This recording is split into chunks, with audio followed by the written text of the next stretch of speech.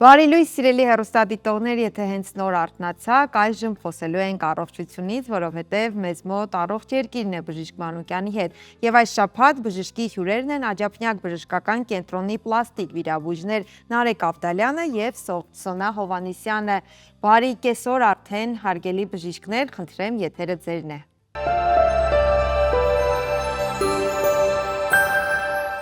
Ողջունում եմ ձեզ հարգելի բարեկամներ, առողջ երկիրն է Երկիր մեդիայի եթերում, ես բժիշկ Մանուկյանն եմ եւ այսօր զրուցելու ենք միկրովիրաբուժության մասին։ Բարև ձեզ։ Բարև ձեզ։ Նախ առաջին հերթին հասկանանք ինչ է իրենց ներկայացնում միկրովիրաբուժությունը։ Միկրովիրաբուժությունը ինքնավիրաբուժության մի նոր ճյուղ է, որը որ մեզ թույլ է տալիս աշխատել ավելի բարակ անոթների, ավելի բարակ նյարդերի, որոնք որ անձնաշկով տեսանելի չեն։ Ու ինքը իրանից ներկայացնում է վերականգնողական վիրաբուժություն։ Շատ կարևոր է ընդհանրապես բժշկական ոլորտում, իհարկե բժշկի հմտությունները, սակայն ոչ պակաս կարևոր է սարքավորումները։ Ինչքանով ենք դա կարևորացնում։ Այո, միկրովիրաբուժության մեջ չես կարող առանց սարքելի աշխատել, որտեղ այդ անոթները, նյարդերը շատ բարակ են ու շատ փոքր են։ Հիմնականում օգտագործվում է միկրոսկոպեր եւ հատուկ ակնոցներ, որոնք մի քանի անգամ խոշորացնում են հատվածը, որտեղ որ աշխատանք են կատարում։ Ու օգտագործում է այտենց ավելի փուճուր ու ավելի բարակ կարեր, կարանյութեր, որոնք կարողանում վերականգնել ամբողջ հյուսվածքի կառուցվածքը։ Նաև շատ կարևոր է եւ ակտուալ է դառել լիպոսակցիան,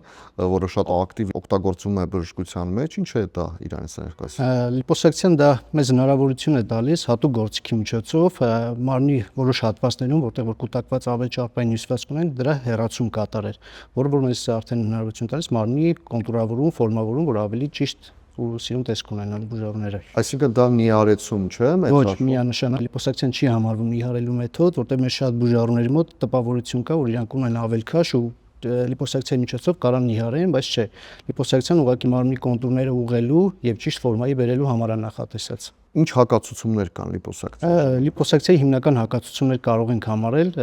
մարդու օրգանիզմի վիճակը այդ պահին, որը որ մենք գնահատում ենք մեր հետազոտությունների արդյունքում, ինչ որ խնդիրների դեպքում, որոնք որ խանգարելու են մեր կատարող գործողության ու կարող են հիվանդին բերել այն վիճակին, որը որ ցանկալի չի, դրանք համարում են հակացություններ։ Օրինակ, մենք կարող ենք համակարգային հիվանդություններ, արյան հետ մակարդման հետ կապված խնդիրներ, բորբոքային պրոցեսներ տեղային եւ տարբեր նման իմունիտետի հետ կապված որոշակի խնդիրներ, մենք պետք է հասկանանք, հարգելի բարեկամներ, որ յուրաքանչյուր վիրահատություն դա բավականին համակարգային մեծ միջամտություն է եւ յուրաքանչյուր պացիենտ պետք է, այսպես ասած, այդ վիրահատությունից կազդուրվի, հա, եւ դրանով նաեւ մեկտեղ մենք հաշվի ենք առնում այդ ամենը։ Հետաքրքիր է իմանալ, թե որ հատվածներում է հիմնականում կատարվում լիպոսակցիան։ Լիպոսակցիան ինքն կոնկրետ զոնաներ կան, հատվածներ ունենք մենք մարմնի վրա, որոնք որ ակտիվ սպորտով զբաղվելու արդյունքում, դիետաներ պահելու արդյունքում չեն վերանում։ Դա կարող լինի կրկնակզակի հատվածը, որովայնի հատված, ազրերի հատված, ծնկների հատված, որոնք որ տենց շատ դժվարությամբ կամ չեն վերանում, ու դրա դեպքում արդեն ցույց է լիպոսակցիայի։ Մեծ հաշվով լիպոսակցիան դա մարդու կյանքի որակը բարեփոխելու, ինքնավստահություն ստեղծելու համար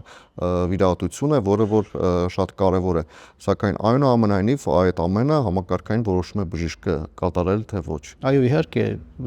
բուժարու հետ քննարկելու արդյունքում հասկանում ենք իր պահանջները ու մենք իրան ինչ կարող ենք տրամադրել, լիպոսակցիա ու ցանկացած ուրիշ այլ վիրահատություն։ Ես գիտեմ, որ նաև յուրաքանչյուր դեպքում բժիշկը առաջնահերթ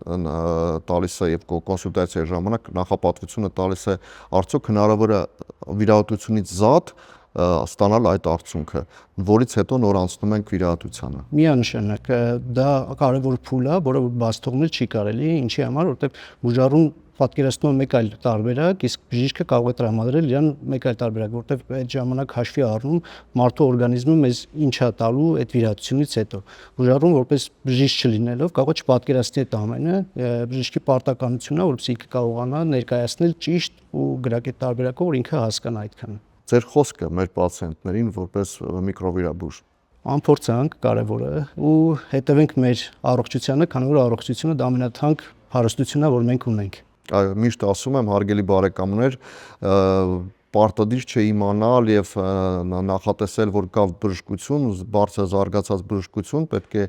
ինքներս բարձր պահենք մեր առողջությունը, որից հետո նոր դիմել բժշկի։ Մեր հյուրն էր միկրովիրաբույժ եւ պլաստիկ վիրաբույժ Ավդալյան Նարեկը։ Հարգելիներս, կհանդիպենք մի փոքր անց, նույն թեմայով կշարունակենք մեր այլ մասնագետի հետ զրույցը։